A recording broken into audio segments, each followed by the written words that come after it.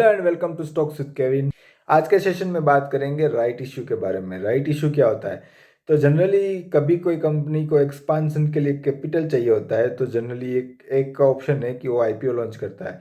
लेकिन कोई कोई कंपनी जो ऑलरेडी लिस्टेड होती है, उनको कभी कभी मोस्टली डेप पे करने के लिए या तो फिर मान लो कि एक्सपांशन के लिए पैसे की ज़रूरत पड़ती है, तो राइट इश्यू अलॉट करती है।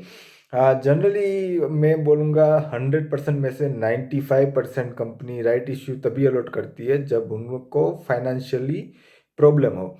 Only 5 to 6% company he expansion के लिए या एक्विजिशन के लिए राइट इश्यू, उनको जो कैपिटल चाहिए उसके लिए राइट इश्यू करती है। बाकी अगर कंपनी की बैलेंस शीट खराब है, उनको डेप पे करनी है, तभी राइट इश्यू इश्यू करती है। तो राइट इश्यू होता क्या है? तो मान लो कि कंपनी जब आईपीओ निकालती है, तब आपको कंपनी का शेयर देती है। आप उस कंपनी को शेयर के हिसाब से आप उसको कंपनी को पैसा देते हैं। इस तरह से कंपनी पैसा इकट्ठा करती है।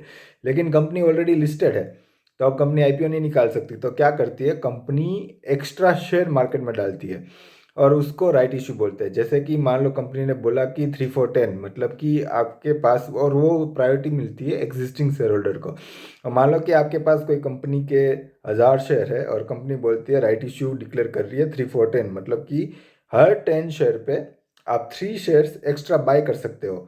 मान लो कि वो 1000 शेयर की करंट मार्केट प्राइस 50 रुपये है, तो जनरली जो नया शेयर दिया जाएगा वो बहुत ही डिस्काउंट प्राइस पे दिया जाएगा। जैसे कि कंपनी बोलेगी 3 for 10 30 रुपये में, मतलब कि आप हर 10 शेयर पे 3 शेयर एक्स्ट्रा खरीद सकते हो और आपको कंपनी को पे करना है 30 रुपये। तो मतलब इस तरह से कंपनी मार्केट में नए शेयर डालती है और आपको डिस्काउंट प्राइस पे वो शेयर देती है और आप उस शेयर के पैसे कंपनी को देते हो। तो इस तरह से कंपनी के पास कैपिटल आता है। लेकिन यहाँ पे ट्रिक क्या है? कंपनी एक्स्ट्रा शेयर मार्केट में डाल रही है, इसका मतलब कंपनी का जब अर्निंग पर शेयर कैलकुलेट किया जाएगा, तो नंबर ऑफ शेयर्स मार्केट में ज़्यादा है। मतलब कि कंपनी का जो एग्जिस्टिंग प्राइस है वो भी डाइल्यूट होता है। मतलब कि अभी 50 रुपये थे, राइट इश्यू होने के बाद वो 50 नहीं रहता, वो डाइल्यूट हो जाता है। हाँ, तो मान लो कंपनी आपको 30 रुपये में दे रही है, तो इसका मतलब ये नहीं कि आपको 20 रुपये का प्रॉफिट है। राइट इश्यू होने के बाद वो शेयर का प्राइस डाइल्यूट हो जाता है।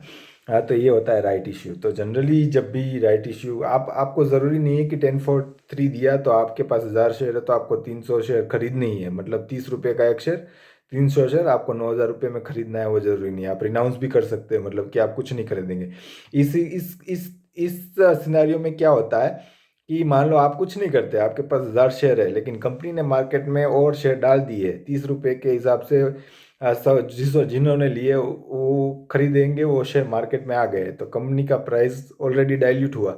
मान लो कि डाइल्यूट होकर 40 रुपये हो गए। आपने नहीं, कुछ नहीं किया, आपके पास 50 रुपये के 1000 शेयर थे, तो आपके शेयर का प्राइस ऑलरेडी 40,000 हो गया, आपको 10,000 का लॉस है। तो जनरली जब भी राइट इश्यू होता है, आप कुछ नहीं, एक्शन नहीं लेते, तो आपका शेयर का प्राइस डाइल्यूट हो जाता है। और अगर आप राइट्स खरीदते हैं तब आपको थोड़ा बहुत फायदा होता है। ये ज़रूरी नहीं कि आपको प्रॉफिट ही हो उस हिस्से में। हो सकता है कि कंपनी डिस्काउंट करके आपको 30 रुपये में दे रही है, लेकिन ऑलरेडी डाइल्यूट होने के बाद कंपनी का शेयर प्राइस 25 रुपये हो जाए, ये भी पॉसिबिलिटी है। जनरली कोई कंपनी अगर डेप पे करने के लिए राइट इश्यू अलॉट करती है, तो उस कंपनी के स्टॉक से थोड़ा दूर रहना चाहिए, मेरा मानना है। तो बस आज के स्टॉक मार्केट के सेशन में इतना ही। कल फिर मिलते हैं नए टॉपिक के साथ और कल की स्टॉक मार्केट की इन्फॉर्मेशन के साथ।